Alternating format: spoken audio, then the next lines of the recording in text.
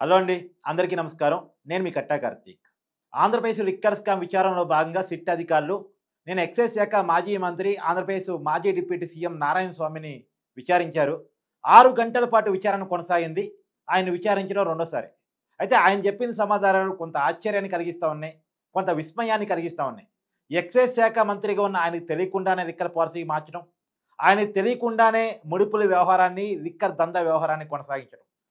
పై వాళ్ళ ఆదేశాల మేరకే నేను పనిచేశాను తప్ప నాకేమీ తెలీదు ఆయన చెప్పడం మాత్రం నిజంగా ఆశ్చర్యానికి లోన్చేస్తా ఉంది. మొత్తం పైవాడే చేశాడు అనేటువంటి విషయాన్ని ఆయన చెప్పారు. పైవాడంటే ఎవరు?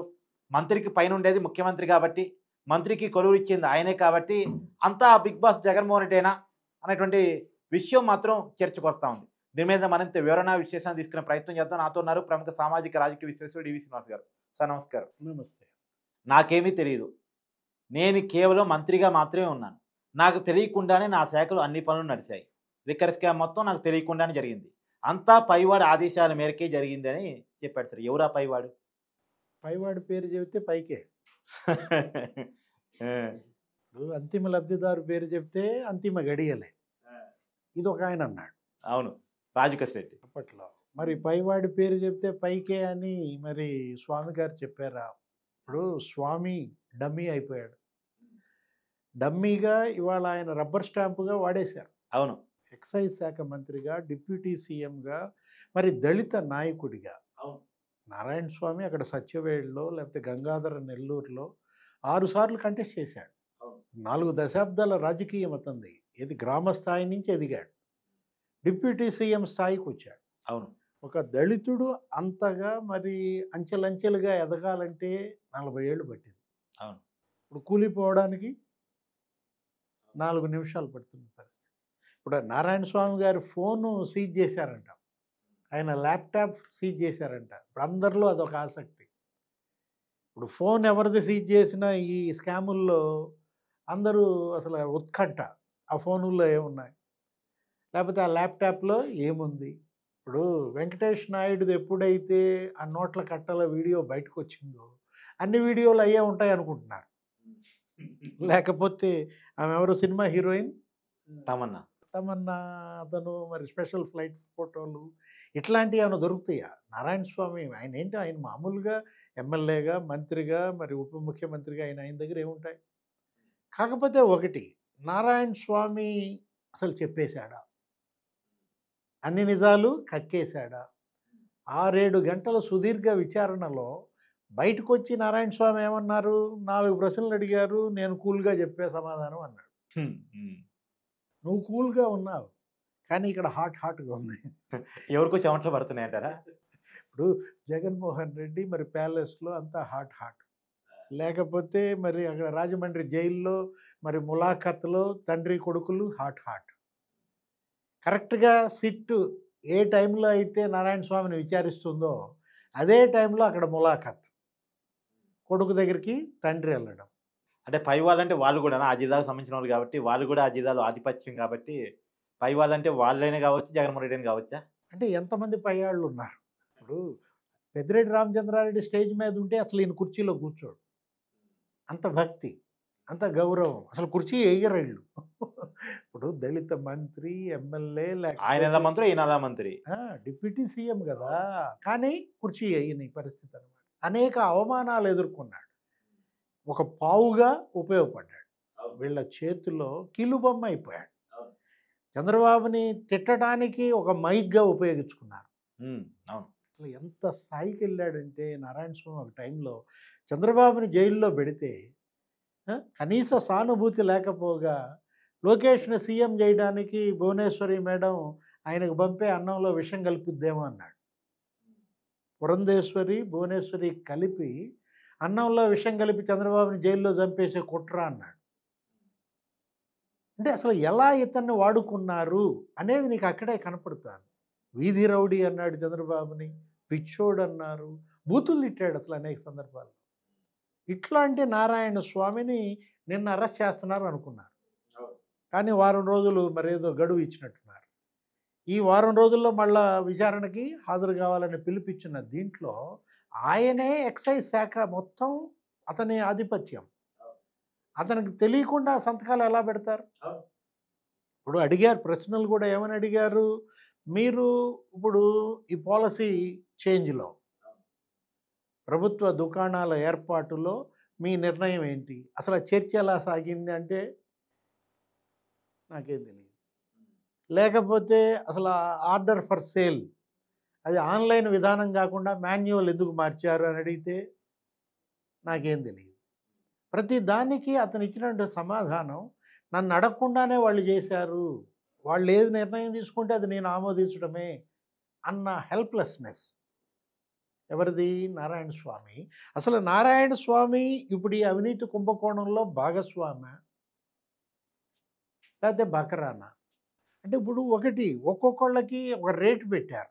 ఈ కుంభకోణంలో ఒకడికి నెలకు 5 కోట్లు ఇచ్చారు, ఒక లోక్సభ సభ్యుడు. ఒక రాజ్యసభ సభ్యుడికి నెలకు 5 కోట్లు ఇచ్చారు.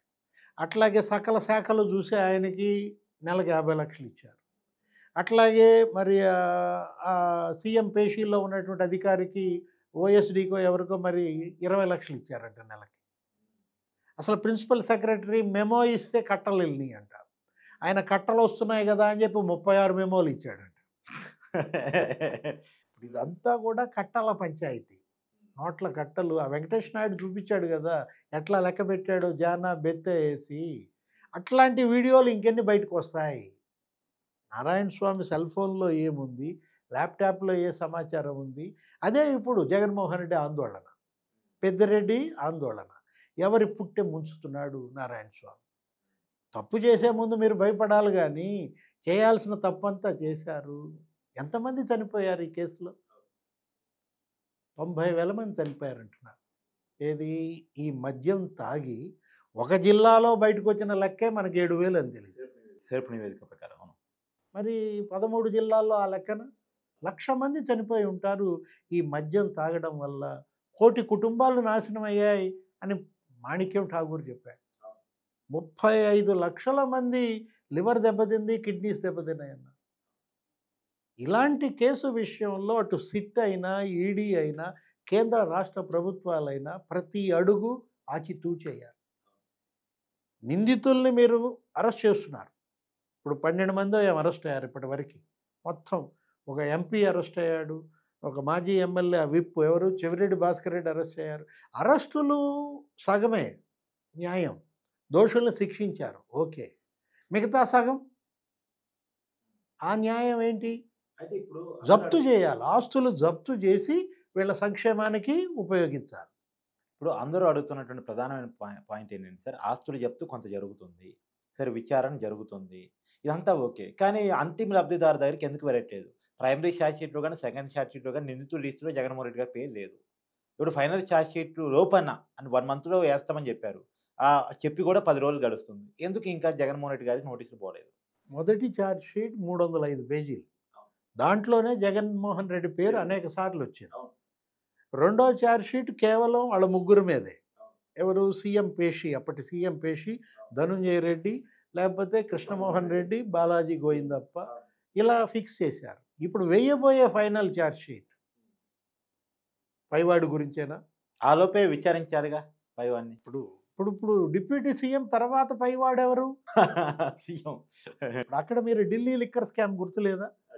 ఢిల్లీ లిక్కర్ స్కామ్లో deputy CM Manish Sisodia arrest అయిన తర్వాత మరి సీఎం, అప్పుడు సీఎం కేజ్రీవాల్ కూడా అరెస్ట్ అయినటువంటి పరిస్థితుల్లో కేజ్రీవాల్ ఒకటి నేను జైల్లో ఉండైనా సంతకాలు పెడతానన్నాడు. ఈయనకి అది కుదరదు, ఈయన మాజీ ముఖ్యమంత్రి అయిపోయాడు, ఈయన సంతకాలు పెట్టాల్సిన పని లేదు. కాకపోతే ఒకటి, ఇక్కడ ఆస్తుల జప్తు కూడా ఇప్పటి వరకు ఎంత జరిగింది? 125 కోట్లే జరిగింది.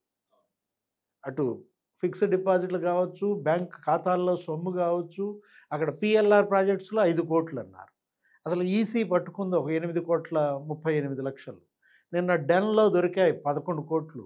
ఒక 30 కోట్లు ఫ్రీజ్ చేశారు. ఎవరిది? ఆదాన్ డిస్టిలరీస్.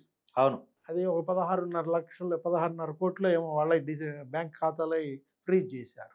ఒక 30 ఎకరాలు జప్తు చేశారు నిన్న తాజాగా. అవును, రాజకేశ్వరరెడ్డి ఆయన తల్లి పేరు మీద కొన్న ఈశ్వాని ఆ కంపెనీ ఏదో ఉంది కదా ఇన్ఫ్రా, అదొక 30 ఎకరాలు షాబాద్ మండలంలో.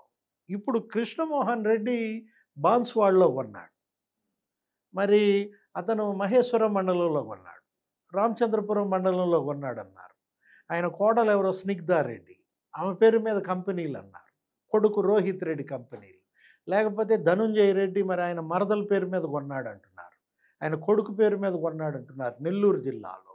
ఈ ఆస్తులన్నీ జప్తు చేయటమే కాదు, నీకు సినిమాలు తీశారు, అవును, ఆ డబ్బు జప్తు చేయాలి. దానివల్ల అమ్ముకున్నారు, శాటిలైట్ హక్కులు కూడా అమ్ముకున్నటువంటి దాంట్లో ఎంత వచ్చాయి ఏంటి, ఆ ఎంటర్టైన్మెంట్స్, ఈడీ ఎంటర్టైన్మెంట్స్. ఇప్పుడు ఆ కసిరెడ్డి రాజ్ తల్లియే కాదు, ఆమె భార్య దివ్య రెడ్డి, వాళ్ళు ఏంటి అసలు, వాళ్ళు అరిటో హాస్పిటల్స్ ఎంత షేర్లు ఉన్నాయి అవి ఫ్రీజ్ చేయాలి. అట్లాగే మరి వర్ధమాన్ ఇంజనీరింగ్ కాలేజీలో ఏమైనా వాటాలు ఉన్నాయా, ఆ సులోచన గెస్ట్ హౌస్లో దొరికాయి ఈ డబ్బులన్నీ కూడా, కట్టలన్నీ కూడా. మొత్తం ఈ డబ్బు అంతా కూడా ఇవాళ బాధితుల సంక్షేమం కోసం ఉపయోగించాలి. అటు విదేశాల్లో వీళ్ళు పెట్టిన కంపెనీలు ఏంటది, అది ట్రక్కర్ ట్రాన్స్పోర్ట్ అన్నారు, లేకపోతే ఆ ట్రక్కర్ లాజిస్టిక్స్ అన్నారు. ఈశ్వర్ కిరణ్ కుమార్ రెడ్డి అతను ఎంత ఆస్తులు కొన్నాడు, ఎక్కడెక్కడ పెట్టుబడులు పెట్టాడు. దుబాయ్ డెన్ను, దుబాయి, థాయిలాండ్, లేకపోతే జింబాబ్వే, మరి అక్కడ ఉన్నటువంటి ఇంకా ఇతర ఆఫ్రికా దేశాలు, మరి ఆ తర్వాత అమెరికాలో కూడా ఉన్నాయంటున్నారు. ఇదంతా సిట్ చేయగలదా సార్? ఈ మొత్తం సిట్టు, ఈడీ, ఎన్ఫోర్స్మెంట్ డైరెక్టరేట్. ఎందుకంటే ఇప్పటికే ఆర్థిక నేరస్తుల డబ్బు విజయ్ మాల్యా, చోక్సీ, నీరవ్ మోడీ వాళ్ళందరి 32,000 కోట్లు జప్తు చేసి బాధితులకు వాడుతున్నామన్నారు. అదే న్యాయం ఇక్కడ ఏపీ లిక్కర్ స్కామ్లో కూడా చేయాలి. నిందితుల్ని శిక్షించడంతో పాటు ఏది ఆ పైవాడిని కూడా అరెస్ట్ చేసి జైల్లో పెట్టండి. పైవాడు వాడి ఆస్తులేంటి, అతను ఏ ఆస్తులు ఈ 5 ఏళ్లలో ఎక్వైర్ చేశాడు, ఎక్కడెక్కడికి మనీ రూటింగ్ జరిగింది, మనీ లాండరింగ్ జరిగింది, బాలాజీ గోయింగ్ తప్ప ఆ వసూళ్లు చేసినటువంటి డబ్బుల్ని ఏ కంపెనీల్లో పెట్టుబడులు పెట్టారు అవన్నీ కూడా ఇవాళ సీజ్ చేయాలి, బాధితుల సంక్షేమానికి ఉపయోగించాలి.